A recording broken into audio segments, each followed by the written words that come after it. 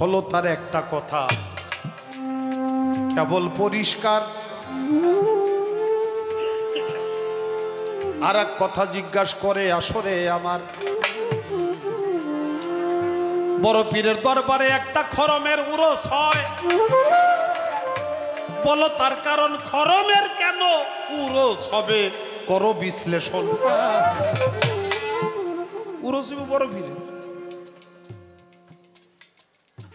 কোন কোন পীরের দরবারে ভক্তের উরস হয়, হইতে পারে নাকি? আর ভক্তের দরবারে তো পীরের উরস সারা জীবন হয়। খরমের উরসটা আবার হওয়ার কারণটা কি? খরমের উরসের কারণ সেখানে আমার একটা গান মনে পড়ে গেল।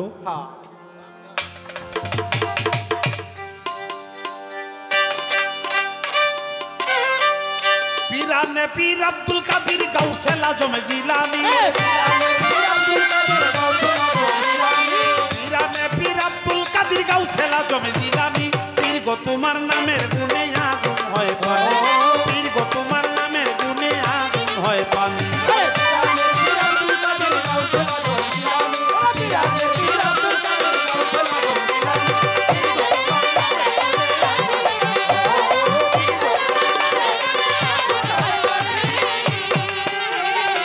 তোমার নামে স্রোত যায় থেমে, হাতের ইশারাতে পানি কমিব আগয় বড় পীর।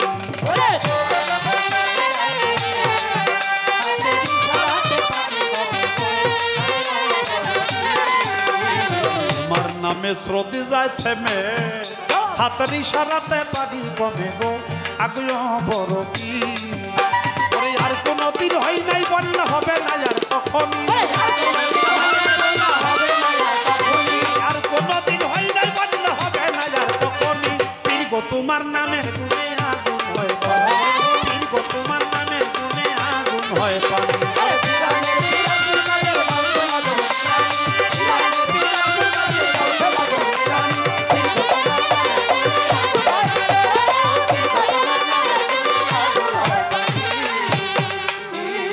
অহংকারী দরবেশ একজন না, তোমারে মারতে চাইয়া নিজেই বাঁচল না আগয় বড় পীর।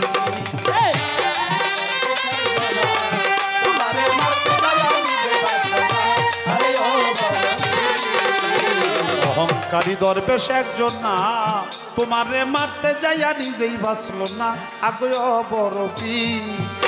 তারা ধ্বংস হইছে যারা করছে তোমার সাথে দুশ্মনী,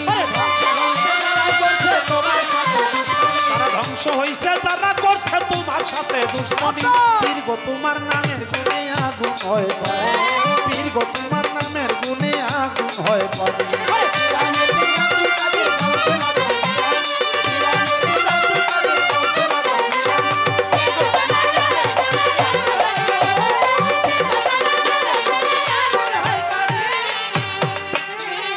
তোমার ভক্ত সওদাগর একজন, তাহারে ডাকাইতরা করলো আক্রমণ আগয় বড় পীর।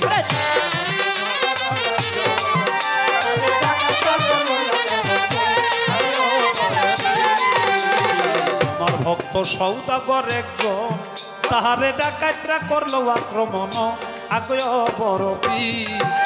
তোমার পায়ের খরম উইরা যাইয়া ডাকাইত গোটায় দৌড়ানি, তোমার পায়ের খরম উইরা যাইয়া ডাকাইত গোটায় পিটুনি, তোমার নামের গুণে আগুন হয় পানি, পীর গো তোমার নামের গুণে আগুন হয় পানি।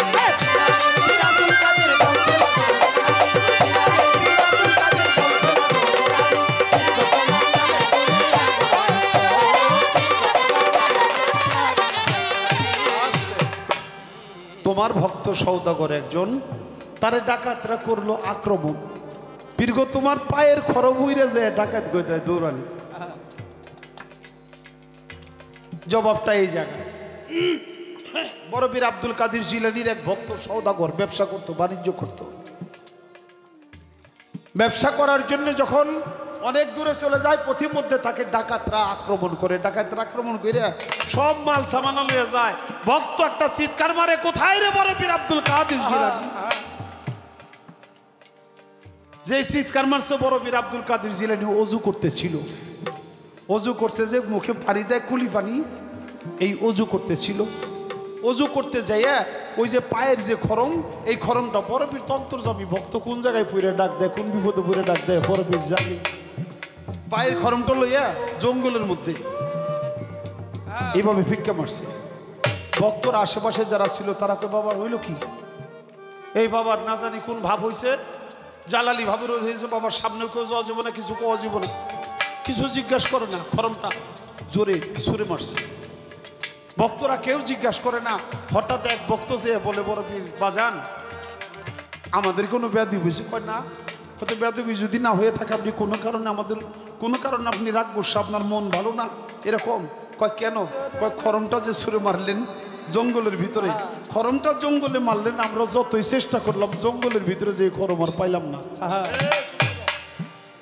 জঙ্গলের ভিতরে খোঁজাখুঁজি করে আমরা খরমটা পাইলাম না, খরমটা কই গেল, কেন বা মারলেন আমরা তো জানি না।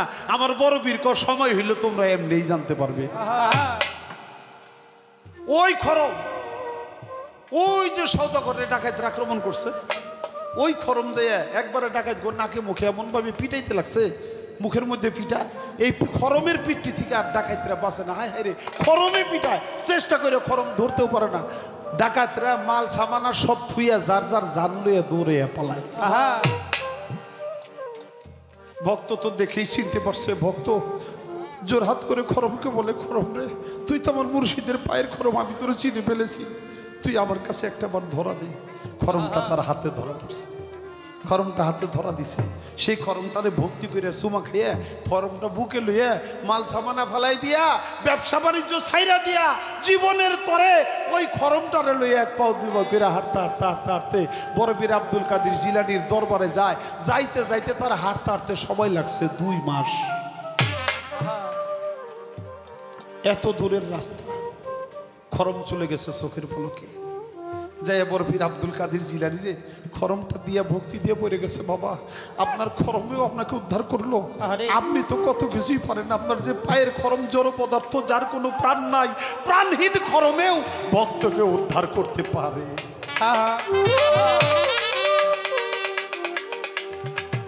বড় পীর আব্দুল কাদের জিলানীকে খরমটা দিয়ে ভক্তি দিল। ভক্তরা তখন জানতে পারলো খরমটা আজ থেকে 2 মাস আগে আমার বাজান যে ছুঁড়ে মারছিল জঙ্গলের ভিতরে, আমরা খুঁজে পাই নাই, সেই খরম যে আমার গুরু ভাইকে উদ্ধার করছে।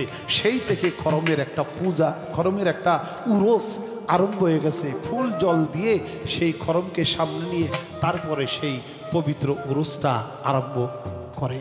এটা বড় পীরের দরবারে হয়ে থাকে। বাবা তোমার নামে স্রোত যায় থেমে, হাতের ইশারাতে পানি কমে, আর কোনোদিন হয় নাই বন্যা হবে না আর কখনই। কথা বলতেছি বেজার হইতেছেন আপনারা? আলহামদুলিল্লাহ। বিষয়টা হলো কি বাবা, নদীর নাম টাইগ্রিস। টাইগ্রিস নদীর পানিটা ফুলে ফেঁপে এমন উঠছে, পানির স্রোতে মানুষ আর ওখানে থাকতে পারে না। মানুষের চরের মধ্যে বাড়ি করে না, তারা পানিবন্দী হয়ে গেছে, আর কোথায় যাওয়া আসা করতে পারে না। বড় পীরের একজন ভক্ত সাঁতরাইয়া যে বড় পীরের কয়, দয়াল আমার জন্য না, যারা আমার এলাকায় বসবাস করে ওরা কয় তুই না বড় পীরের ভক্ত, তুই একটা ব্যবস্থা কর, আমি তো কিছু জানি না দয়াল, এদেরকে পানি থেকে একটু বাঁচান। আমার বড় পীর আব্দুল কাদের জিলানী হাতের শাহাদাত আঙ্গুল ইশারা করে, কোনো দলিলে বলে, লাঠিটাকে ইশারা করে বলে, ওরে টাইগ্রিস তোর নদীর পানি যখন এখনই যেন পানিটার স্রোত বন্ধ হয়ে যায় এবং পানি যেন নিচে নেমে যায়। পানিটার স্রোত বন্ধ হয়ে গেল, পানি নদীর তলায় চলে গেল। বলল আমি যে সীমানা দিলাম এই সীমানাটা কোনোদিন আর অতিক্রম করবি না। সেই থেকে আজও পর্যন্ত বড় পীরের দেওয়া সীমানা ওই পানি অতিক্রম করতে পারে না।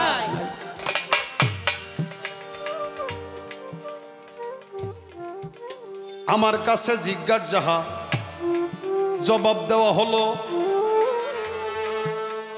আমারও তো 2-1 কথা সামনে আসিল নাকি বাবা?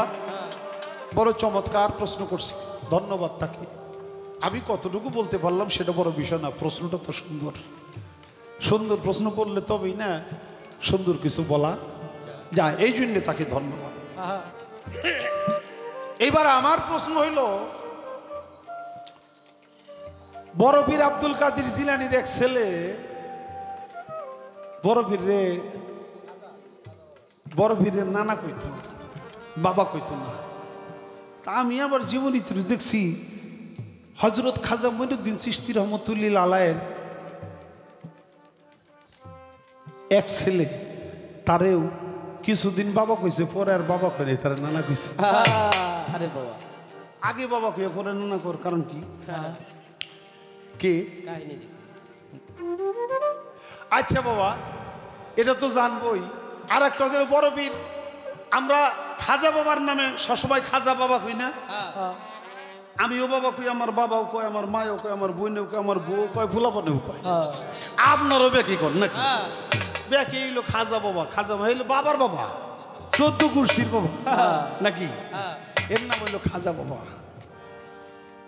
আমি খালি জানতে চাই, এই খাজা বাবা, সবাই যে তারা বাবা বলবে, এই বাবা বলার এই অনুভূতিটা তাকে দিল কে?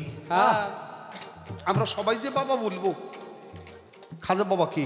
এই বাবা বলার অনুমতিটা বা এই আশীর্বাদটা বা এই দোয়াটা কোন কারণে আমার খাজা বাবাকে কে করেছিল? আচ্ছা, পৃথিবীর যদি কারো আশীর্বাদ হয়ে থাকে, তা খাজা বাবা 2টা বিয়ে করছিল। আচ্ছা, জায়গা মতো পড়ছে। আমি খালি জানতে চাই, ওই 2জন বাদ দিয়ে খাজা বাবার বাবা কইছে না ওই 2জন শুদ্ধ কইছে? যদি ওই 2জন শুদ্ধ কয়, তাহলে যে দোয়া করছে তার দোয়াটা পরিপূর্ণ হয়ে গেল। আর 2জন যদি বাদ থাকে, তাহলে একটু ঝামেলা রয়ে গেল। কামটা কে বলল? আমি খালি জানতে চাই এখানে বিষয়টা কি? তোমার ইউসিলা করিয়া